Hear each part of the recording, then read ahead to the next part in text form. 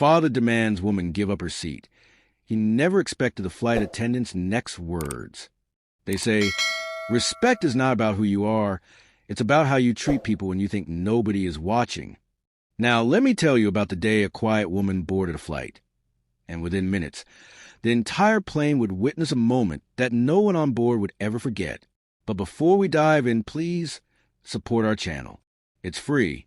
Just hit that like button, subscribe, and share this story so we can keep bringing you powerful real-life lessons that move hearts and open eyes. Now, let's begin. The departure gate at JFK buzzed with its usual mix of chatter, rolling luggage, and impatient sighs. It was a late Friday evening, and the flight to Dallas was fully booked. Amelia Johnson, a 36-year-old black woman with soft curls pulled into a bun and a neatly pressed blazer, walked quietly toward boarding. She wasn't flashy. She wasn't loud.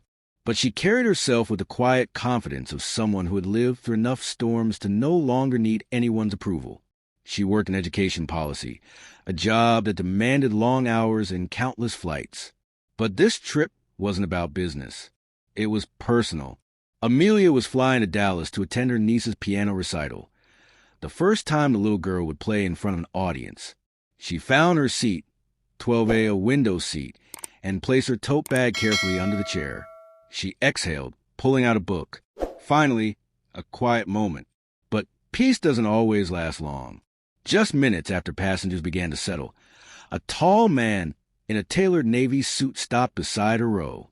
His daughter, maybe 16, trailed behind, chewing gum loudly. The girl wore designer sneakers and clutched a phone like it was an extension of her hand. The man cleared his throat sharply. "Excuse me," he said, his voice clipped, as though every word carried an expectation of obedience. "You're in the wrong seat. That's my daughter's spot.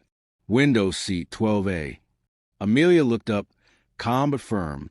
"No," she said politely, showing her boarding pass.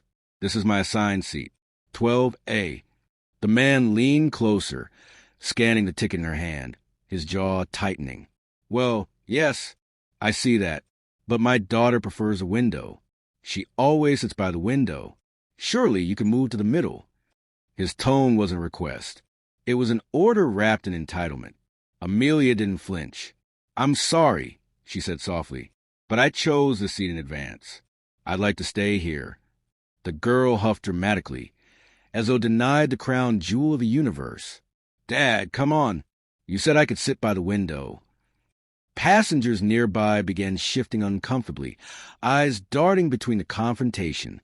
The man raised his voice.